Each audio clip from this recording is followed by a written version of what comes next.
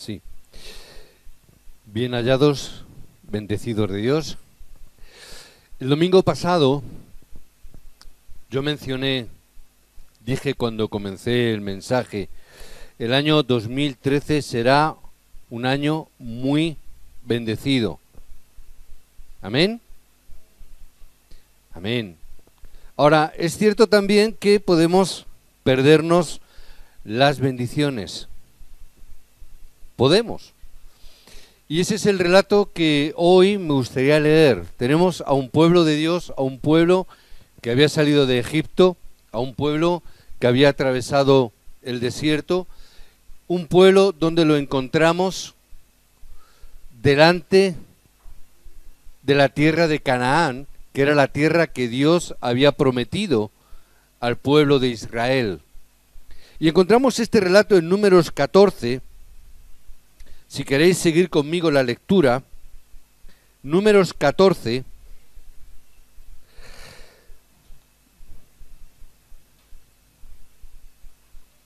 después de que habían sido enviados los 12 espías a ver la tierra, esa tierra prometida, esa tierra de Canaán, ven este relato. Dice así el capítulo 14, los 10 primeros versículos, hasta ahí.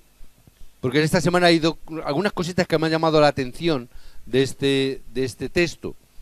Empieza diciendo que entonces toda la congregación gritó y dio voces, y el pueblo lloró aquella noche, y se quejaron contra Moisés y contra Aarón todos los hijos de Israel. Y les dijo toda la multitud: ojalá muriéramos en la tierra de Egipto.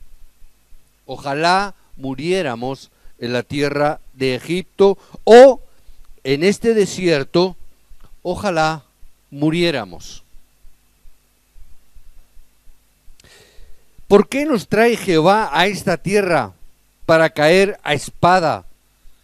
Que nuestras mujeres y nuestros niños sean por presa. ¿No nos sería mejor volvernos a Egipto?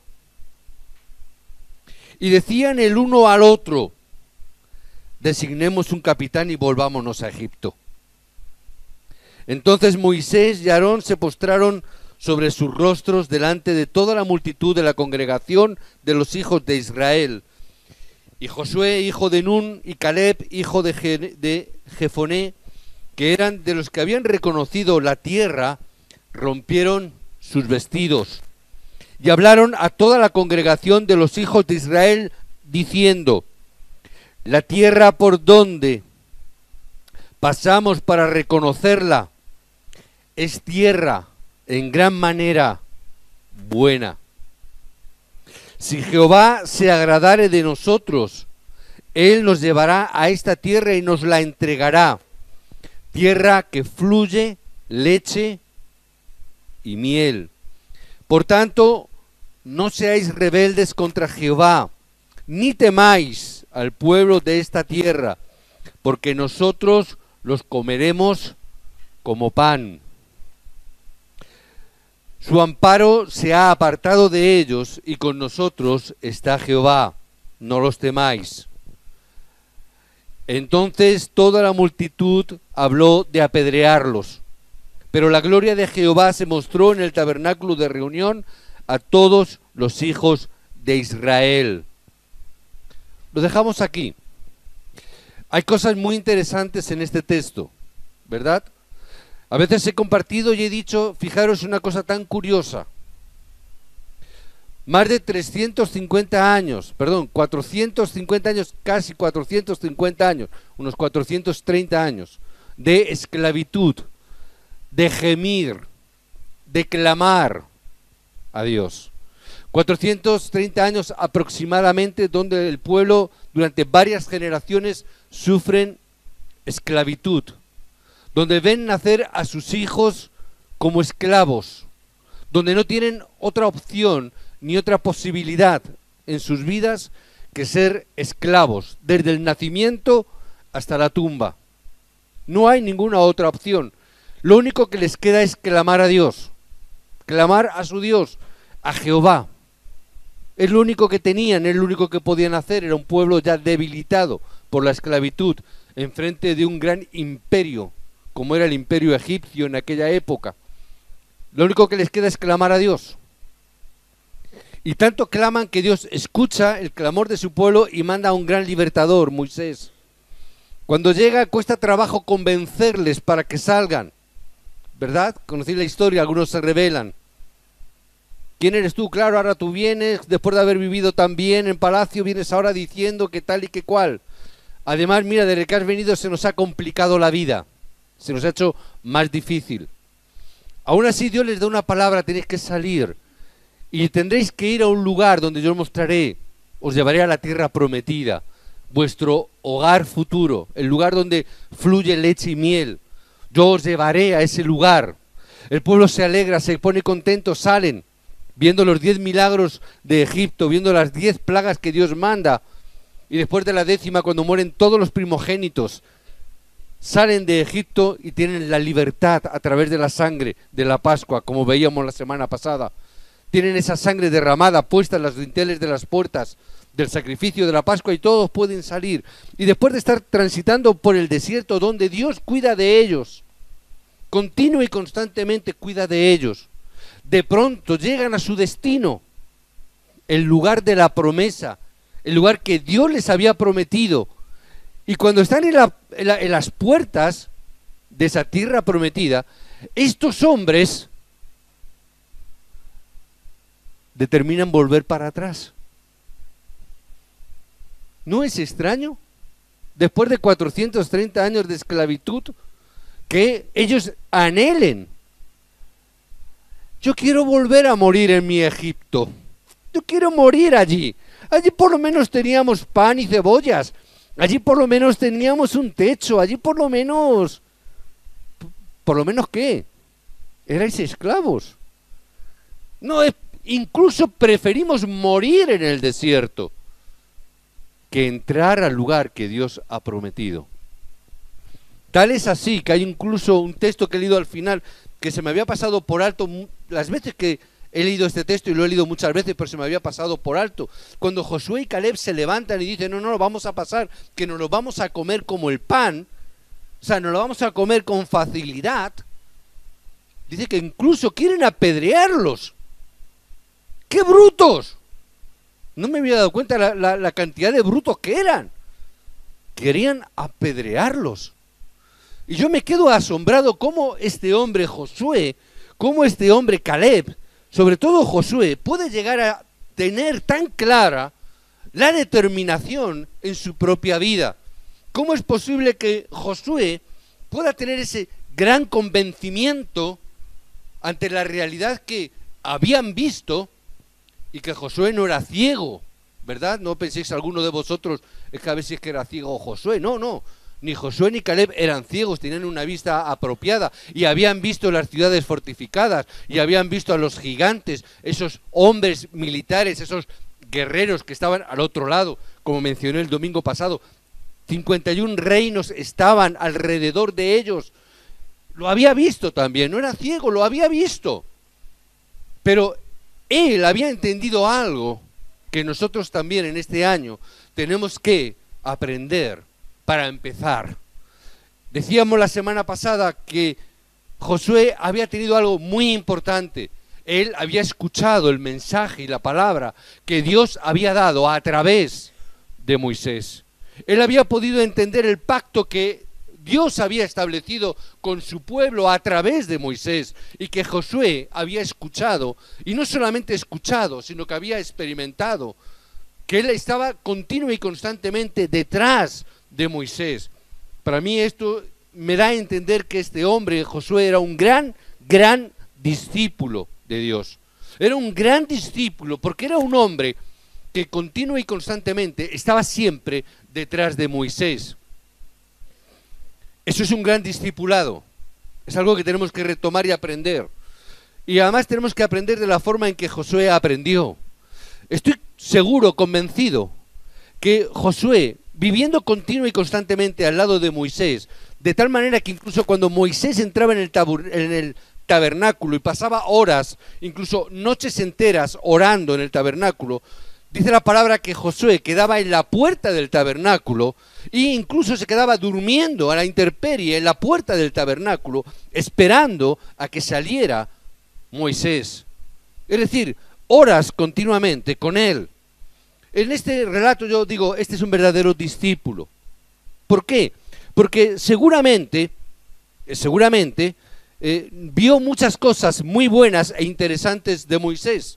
Seguramente vio cómo orabas, vio cómo estaba todo el rato intercediendo en el templo, mejor dicho, en el tabernáculo, pero también sería un hombre que vería las humanidades de Moisés, vería los errores, vería los fallos, vería las reacciones, vería los enfados, vería cuando Moisés se levantaba con el pie izquierdo, sabéis el refrán, ¿verdad? El dicho, a veces se levantas con el pie izquierdo, y en cambio, aun viendo todas esas cosas, Josué no los tuvo en cuenta y siguió detrás de Moisés. No importa. ¿Por qué? Porque este hombre, aun a pesar de sus errores, aun a pesar de sus fallos, aun a pesar de que Moisés es humano y se pudiera equivocar en muchas cosas, tuviera días malos, que a lo mejor le diera una mala contestación, pesado, ¿qué haces aquí otra vez en la puerta? Vete a tu casa, ¿no? Déjame un poquito descansar, déjame un poquito de... Aún así, nunca, dice la palabra, jamás, nunca Josué tuvo nada en contra de Moisés, siempre siguió detrás de Moisés. Yo digo, este es un verdadero discípulo, porque aun viendo esas cosas, seguía. Pero no seguía a un hombre, sino que seguía a una palabra que Dios daba a través de ese hombre. Como dije el domingo, no hay que seguir a un pastor, hay que seguir la palabra que Dios da a través de un pastor. Es diferente. Por eso yo muchas veces digo, no tenemos que ser pastor dependientes, porque los pastores humanamente tenemos días buenos y días malos, días que nos levantamos con el pie derecho y otros días con el pie izquierdo, y hay veces que decimos cosas que luego a lo mejor nos arrepentimos y tenemos que pedir perdón. ¿Por qué? Somos humanos, ¿verdad? ¿Alguien había pensado que no? Somos humanos, nos resfriamos, nos ponemos malos, a veces nos enfadamos, aunque luego tienes que pedir perdón, pero es así. Pero ¿qué es lo importante? La palabra que Dios da a través de el siervo de Dios. Y eso es lo que Josué había determinado en su vida. Yo quiero tener y seguir el mensaje que Dios está dando a través de Moisés. Yo quiero el pacto que Dios ha dado al pueblo y que Josué lo tomó como un pacto personal.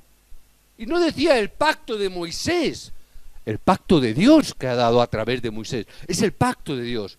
Y porque además había visto y aprendido cosas. Moisés, durante ese tiempo que había estado viviendo con Moisés, no solamente había cogido el mensaje, sino que además también había visto las evidencias de una manera absoluta que venían cuando aplicaba el mensaje, cuando aplicaba este pacto. Esto es lo que había visto Josué. Si tomamos este evangelio, aunque sea un poco, ¿qué va a ocurrir? Que van a venir grandes evidencias en nuestra vida. Aunque sea un poco, aunque sea débilmente, pero como es el pacto que Dios nos da, sí o sí van a venir evidencias.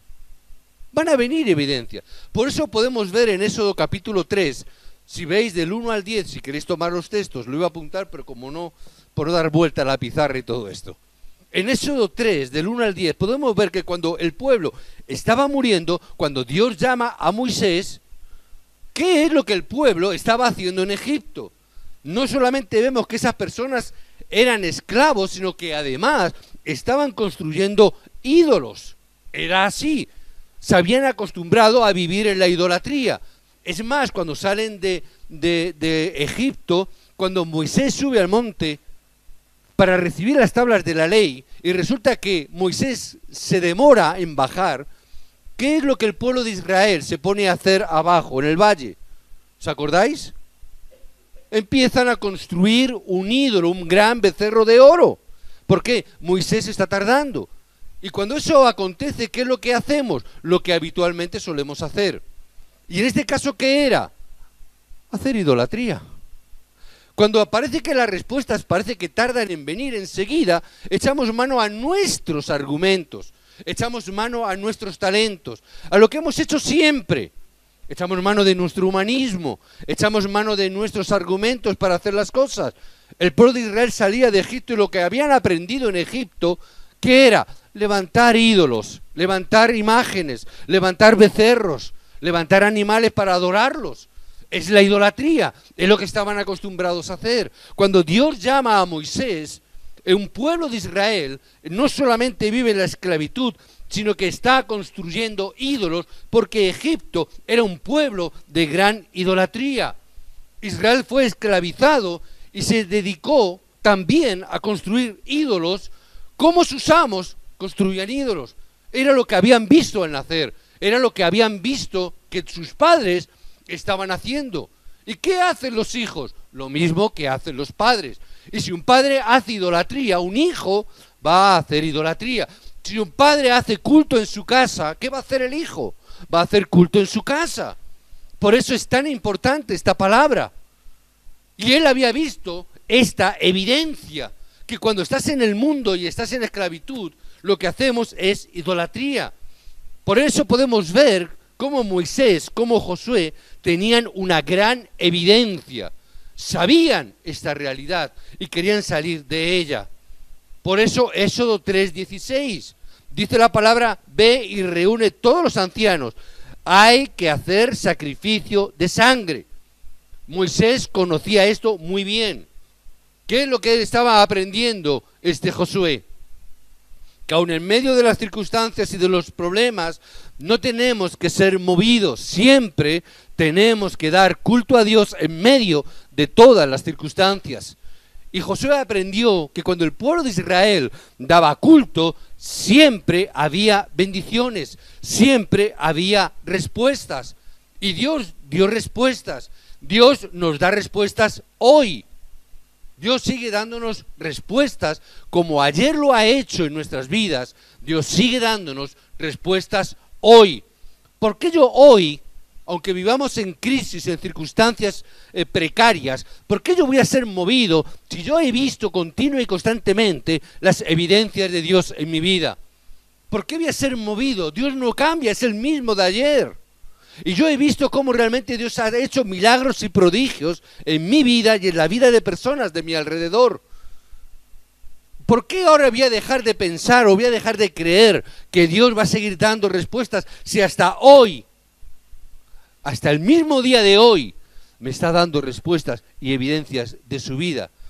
Si vienen problemas en el futuro, ¿cómo tengo que verlo? No hay problema. No tenemos que verlo como un problema.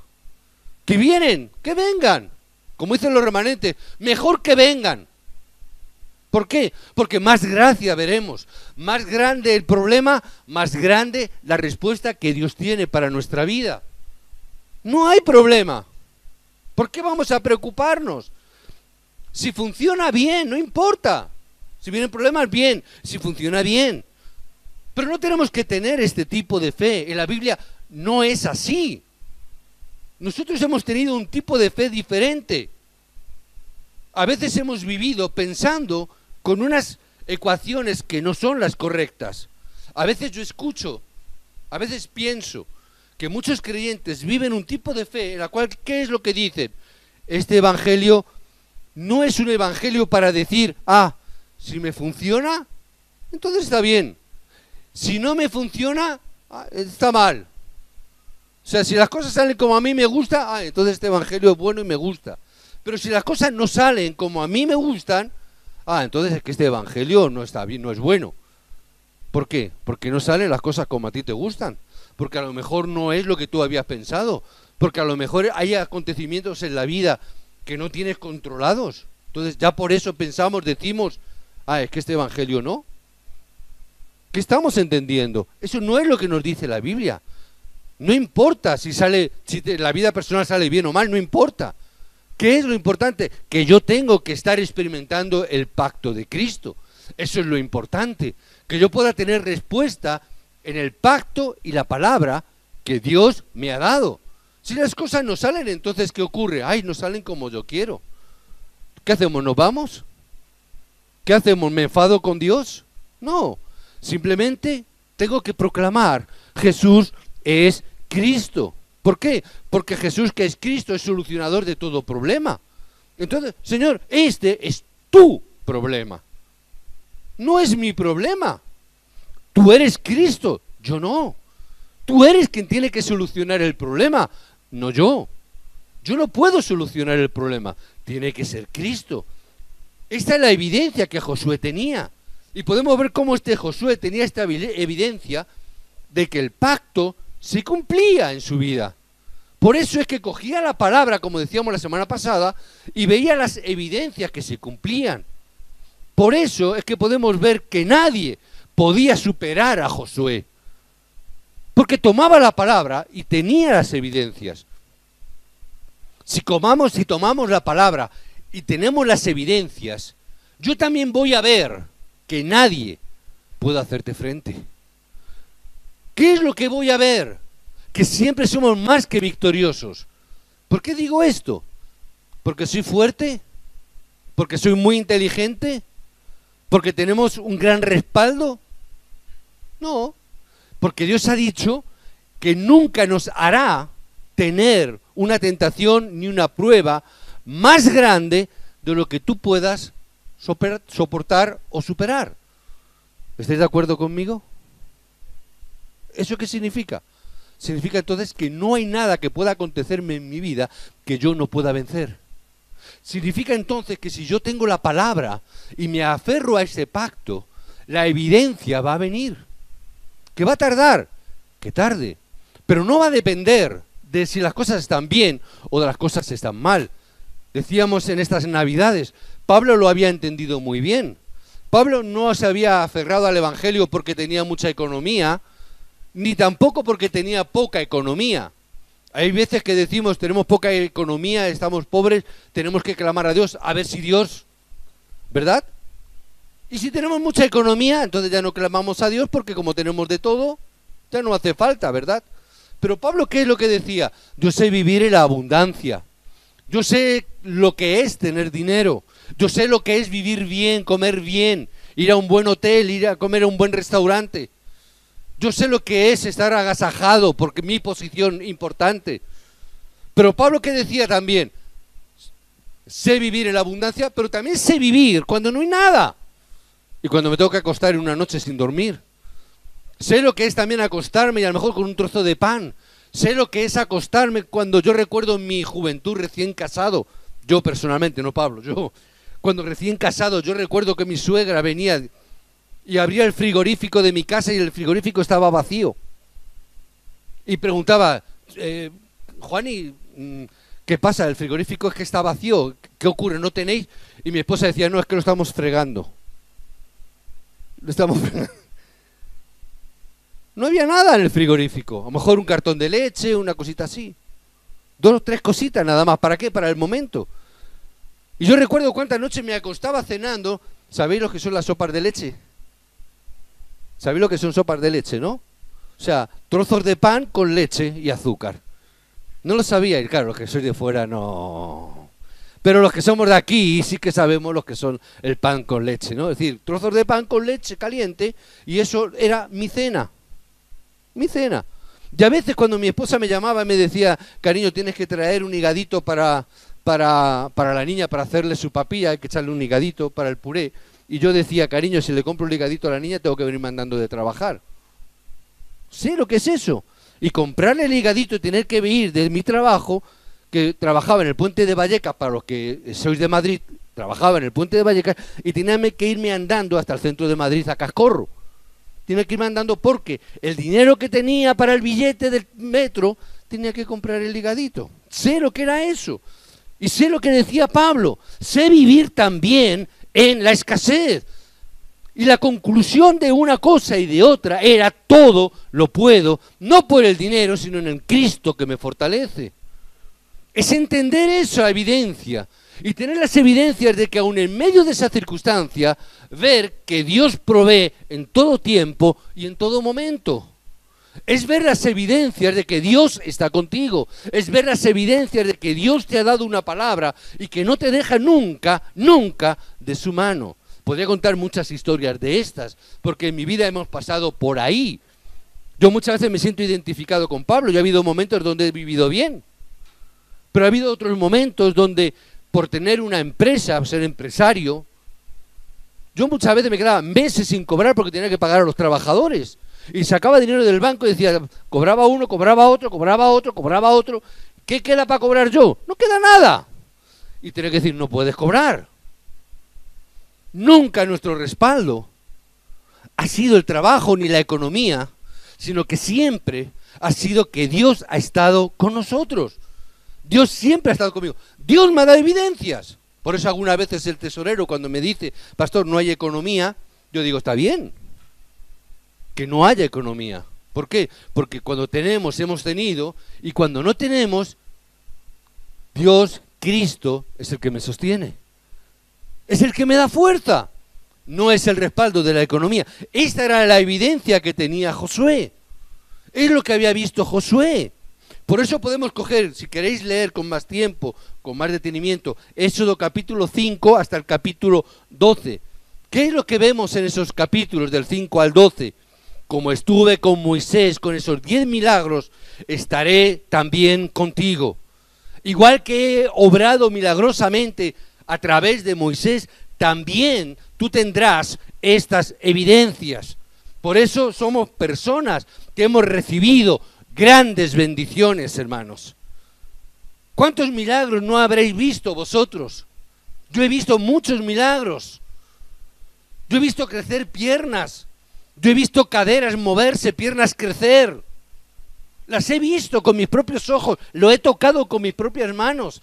He visto grandes evidencias. Por eso hoy puedo decir, Dios está conmigo. Y no solamente con los milagros, y no es solamente la situación de milagros, no es solamente que a través de los 10 milagros en Egipto el pueblo saliera, no solo que Faraón dejara salir al pueblo, no es solamente eso, sino que delante del pacto de la sangre se quiebra toda oscuridad. Ya no es comas o no comas, ya no es que tengas una enfermedad o no. Ya es que el poder de oscuridad, el poder espiritual de oscuridad, cuando tú pones el pacto de la sangre de Cristo, esa obra de oscuridad se quiebra. Y es el mayor milagro de todos los milagros.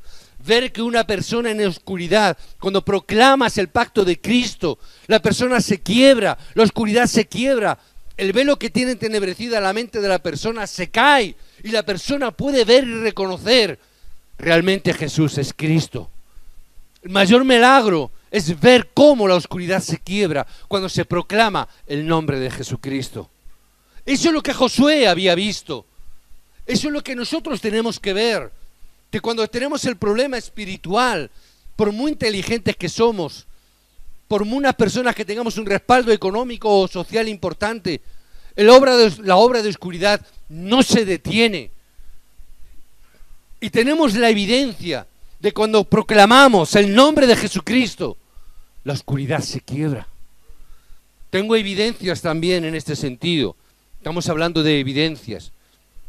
Lo más antiguo, sabéis, yo he estado trabajando 4 años en un centro de rehabilitación de toxicómanos en Albacete. No todos lo sabéis, ahora os enteráis algunos. Yo recuerdo tener experiencias donde la obra de oscuridad se manifestaba. No hay sitio mejor que ver esta obra de oscuridad como en un centro de rehabilitación de toxicómanos. Te quedas asombrado, uno piensa las cosas de la droga, los toxicómanos, es una problemática física, química, y no te das cuenta que hay una problemática espiritual muy grande. Nosotros tuvimos grandes experiencias en un centro de rehabilitación, no solamente por las cuestiones físicas, sino por las cuestiones espirituales, porque muchos de ellos, la mayoría de ellos, eran personas que habían trabajado en el mundo de la oscuridad, habían hecho pactos con el diablo, habían hecho pactos de sangre, habían hecho secuestro de niños, habían hecho cantidad de salvajadas, por decirlo de alguna manera. Todos ellos habían hecho cuestiones, muchas cosas espirituales, de la ouija, etcétera, todo ese tipo de cosas. Y yo recuerdo cómo personas con verdaderos problemas espirituales, personas donde había verdaderas manifestaciones, y ver cómo personas con nombres y apellidos que conocía, rugían como leones delante de ti, queriéndote devorar física y realmente, y lanzarse a por ti. Y yo decía, si este personaje me agarra, me destroza. Porque además eran bigardos de 2 metros y en los centros de rehabilitación hacen mucha gimnasia, mucho deporte. Y cuando están haciendo eso se ponen muy cachas. No sé si tú te acordarás de eso, ¿no, Juan? Se hacen mucha gimnasia, pesas, y unos brazacos aquí te espero. Y ver cómo se te lanzaban a agredirte, a arrancarte la cabeza si pudieran. Y solamente cuando proclamábamos, yo recuerdo la directora del centro, era una mujer, una misionera alemana, y yo recuerdo cuando me ponía a mí delante de ella, se escondía la mujer, que era más pequeña, se escondía detrás de mí, y yo recuerdo solamente decía, en el nombre de Jesucristo. Y yo recuerdo que solamente proclamando el nombre de Jesucristo, la persona se me quedaba a 5 centímetros de la cara, rugiéndome y enseñándome los dientes. Y yo solamente decía, en el nombre de Jesucristo. Sin necesidad de gritar.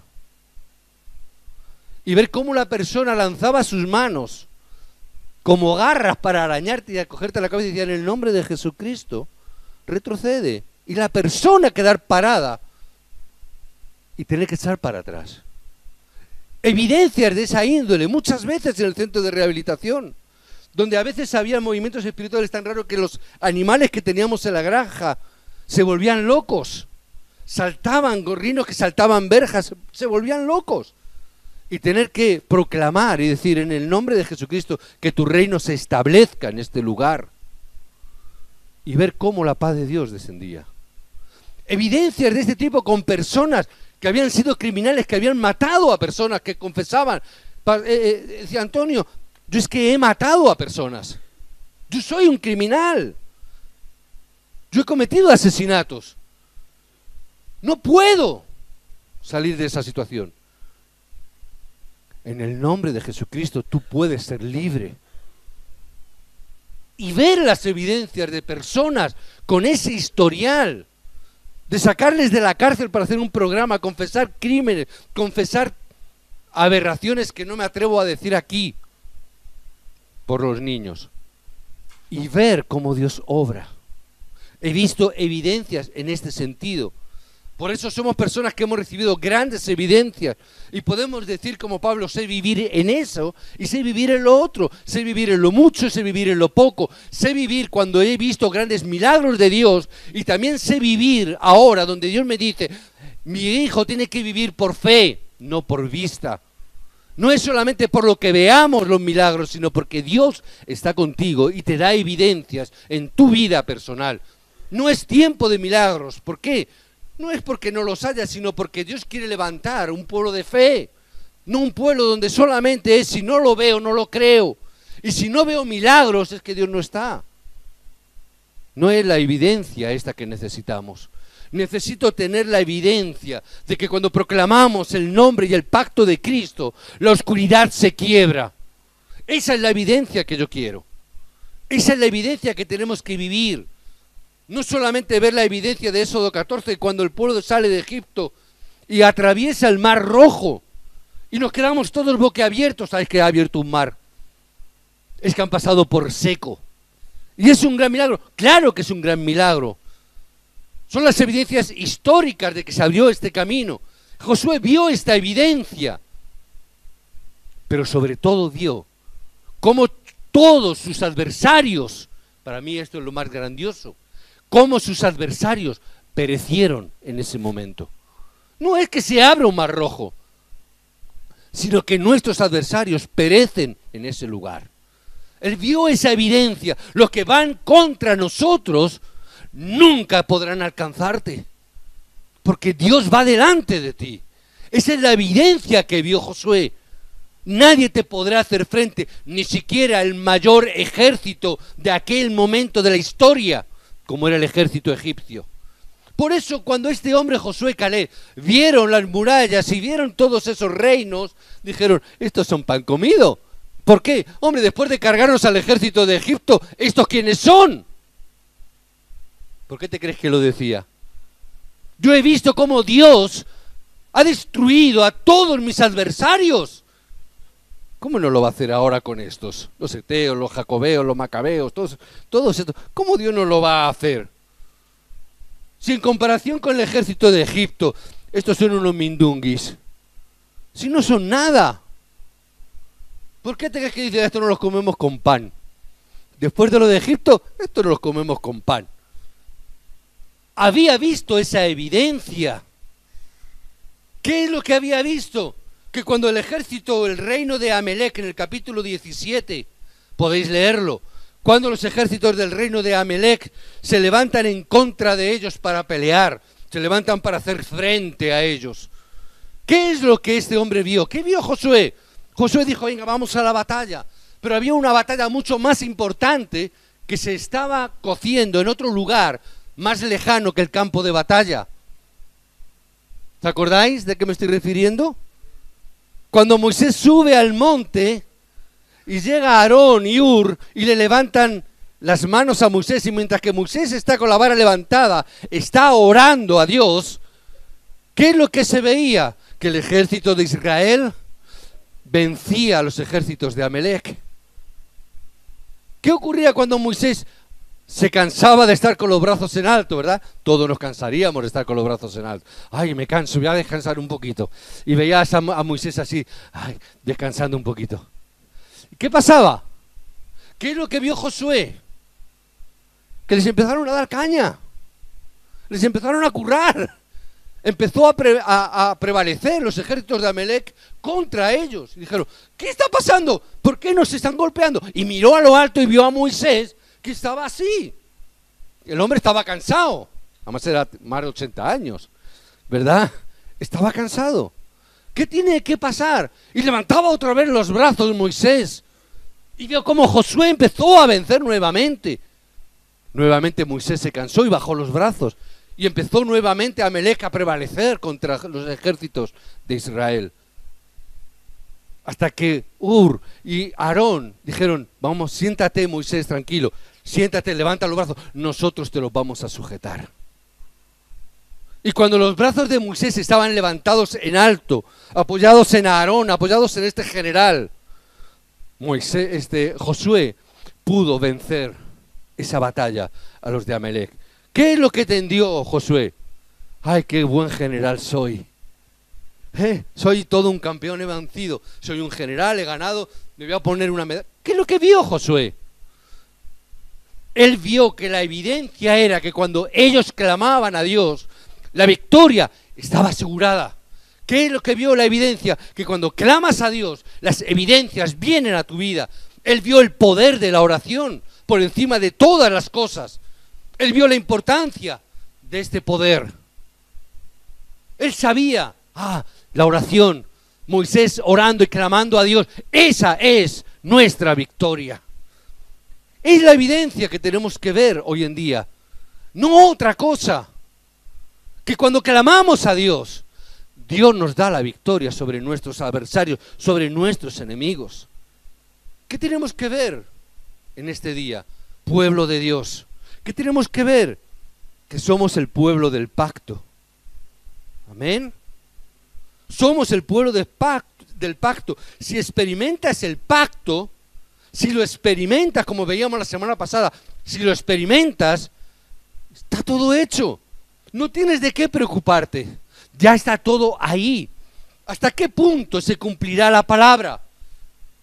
Si tomamos la palabra de Dios, ¿qué evidencias vendrán?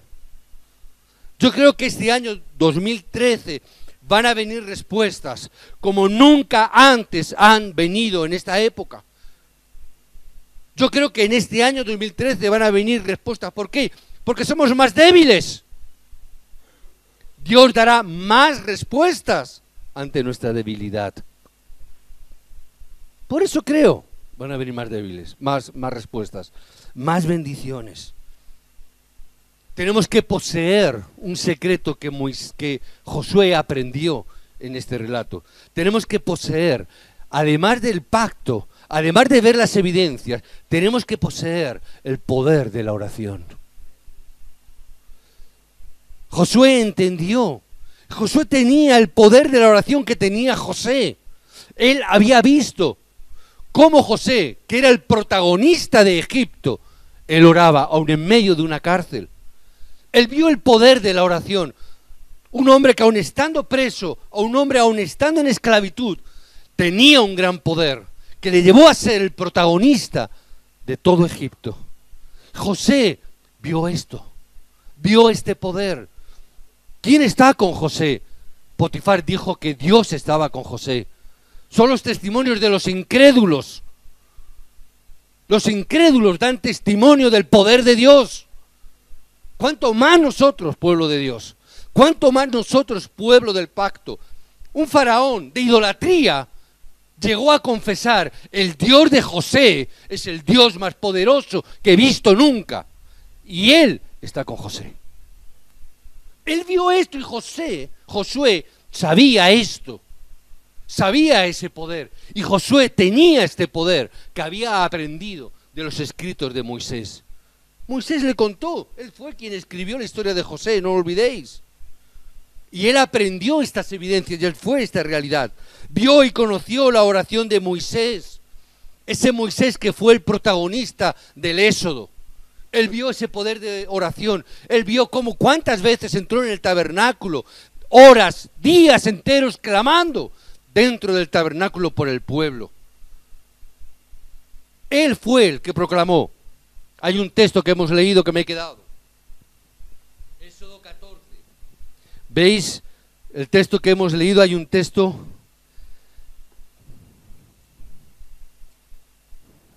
Números 14. Jehová dijo a Moisés: ¿hasta cuándo me ha de irritar este pueblo? ¿Hasta cuándo no me creerán con todas las señales que he hecho en medio de ellos? Versículo 11. Con todo esto, ¿todavía? ¿Hasta cuándo? Es una pregunta retórica, evidentemente Dios sabe la respuesta. Es una pregunta retórica que está haciendo a Moisés. Yo los heriré de mortandad y los destruiré. Y a ti te pondré sobre gente más grande y más fuerte que ellos. Pero Moisés, ¿qué hace? ¿Moisés qué hace? Moisés puede decir: ¡wow! ¿No? Puede decir: ¡guay, genial!, ¿no? Me va a poner gente más grande, más importante. ¡Bien! ¡Ahora sí que vamos a vencer! Podría decir todas estas cosas, ¿no? Podría decir todo eso. Podría decir: menos mal, ya pesaos, ¿verdad? Señor, te los entrego en olor fragante y santo, en sacrificio vivo, ¿no? No, Moisés no hizo eso. ¿Qué es lo que hizo? Respondió: lo oirán luego los egipcios, porque de en medio de ellos sacaste, y lo dirán a los habitantes de esta tierra, los cuales han oído que tú, Jehová, estabas en medio de este pueblo, que cara a cara aparecías tú a Jehová, que has hecho morir a este pueblo. Así pues yo te ruego que sea magnificado el poder del Señor como lo hablaste, diciendo: Jehová, tardo para la ira, grande en misericordia, que perdona la iniquidad y la rebelión, aunque de ningún modo tendrá por inocente al culpable. Perdona ahora la iniquidad de este pueblo, según la grandeza de tu misericordia, y como has perdonado a este pueblo de Egipto hasta aquí.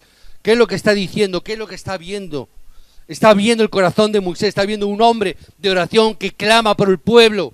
Un hombre que entregó su vida por el pueblo, y cuando los podía haber quitado de tantas rebeliones, pueblo duro de cerviz, Moisés dice: no lo hagas, manténlo ahí.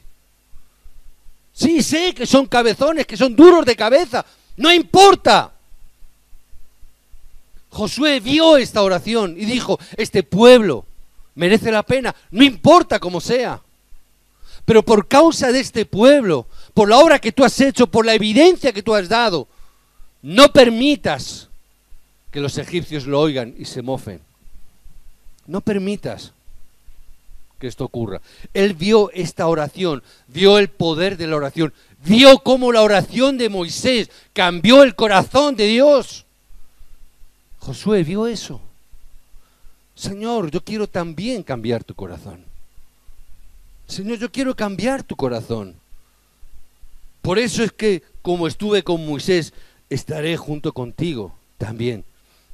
Si lo organizamos todo conforme a la palabra de Dios, vamos a ver cosas diferentes. Todas las dificultades que habéis tenido hasta el día de hoy, tenéis que aprender a verlas y analizarlas correctamente dentro del pacto del Evangelio que Dios nos ha dado. Tenemos que verlo todo desde dentro, solo mirarlo a través del Evangelio. Es lo que aprendió Josué, verlo todo a través de los ojos del Evangelio. ¿Qué es lo que acontecerá cuando hagamos esto? Que tendremos un gran cambio a través de la oración. ¿Qué cambiará? Cambiaré yo en primer lugar. Y después, mi entorno es el gran poder a través de la oración. Josué 1, del 1 al 9, leíamos la semana pasada. ¿Cuántas veces le dices esfuérzate y valiente en esos 9, 10 versículos? ¿Cuántas veces lo dice? Hasta 6 veces le tiene que decir, esfuérzate, sé valiente. De verdad, sé fuerte en tu corazón. ¿Qué está diciendo? Sé fuerte en el corazón. Sé fuerte en tu interior, porque yo estaré contigo. Josué poseía este poder de la oración. Por eso tenemos que determinar en nuestra vida. Yo estoy determinando también en mi vida 3 decisiones o 3 determinaciones. Y oro, Señor, ayúdame a que sea el evangelista que más ore. Llégame a tener esta conclusión, porque ya todo lo demás, si puedo entender esto, todo lo demás se acabó. Todo lo demás está hecho, porque Dios ha preparado todas las bendiciones, pero he descubierto que yo soy muy débil. He descubierto que hay cosas que me afectan hoy en día todavía, que no me deberían de afectar, pero me afectan. Hay veces, semanas que tienes que llorar, porque ves tu debilidad. Señor, ¿por qué?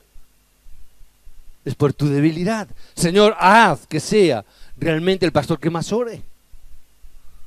No que sea el mejor pastor, no el que mejor predique. Quiero ser el pastor que dé el mensaje del Evangelio. Quiero dar el mensaje que se cumple. Quiero dar la palabra que, Señor, tú vas a cumplir en este campo, en esta congregación, a los corazones de estos obreros y discípulos que Dios está levantando. Señor, yo quiero ser el pastor que levanta a los remanentes para que todo el mundo pueda cambiar.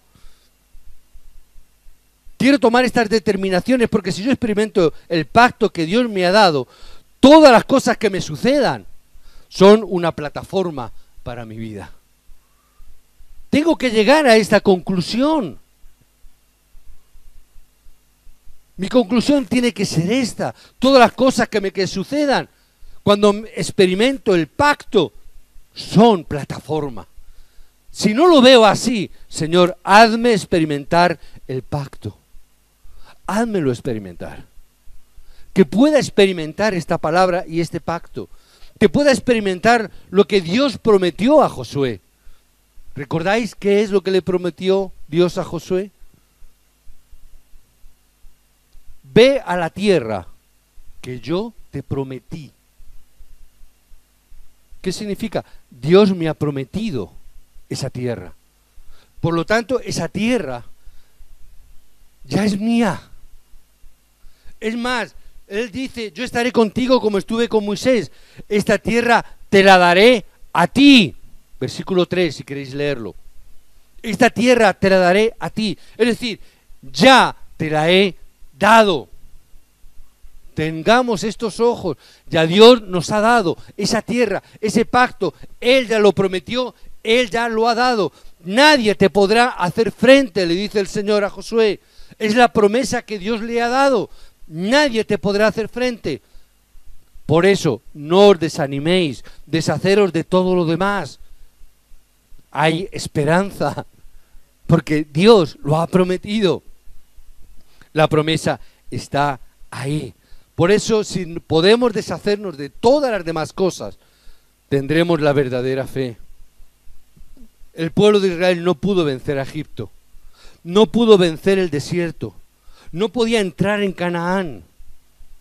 Todo era destrucción, porque llevaban tantas cosas. Las personas siempre decían muchas cosas, muchas tonterías. Llevaban muchas cosas encima. Texto que hemos leído, no, mejor vamos a volvernos para atrás. Tontería, ¿con dónde vas a volver? No, es que mejor prefiero morir en el desierto. Tú no sabes lo que es morir en el desierto. Tú eres tonto, no sabes lo que estás diciendo. No, mejor en Egipto. Tú eres tonto, no sabes lo que es vivir en la esclavitud.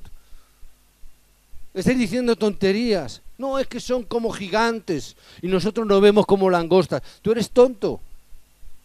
¿Cómo que con langostas? Sois el pueblo del pacto, sois el pueblo de Dios. Ay, no somos como langostas. No, tienes una mentalidad de langosta. Cambiemos eso.